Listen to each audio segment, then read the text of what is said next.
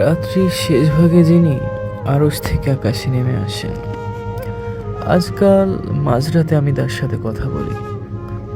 আপনার কথা, আমার কথা, আপনাকে ঘিরে বেড়ে ওঠা আমার দুঃখবোধের কথা আমি অবলীলায় বলে যাই তার সাথে আমার দূরত্বের কথা, আপনার মতো করে তাকে ভালো না বাসতে পারার কথা।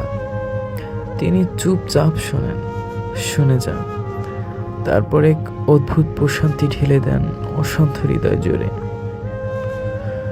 আমি বিগলিত হই, সিজদায় নত হই, পাপড়িরে ছুঁয়ে দেখে মধ্যরাতের জল। প্রতি রাতে আরশের অধিপতি আকাশে নেমে আসেন।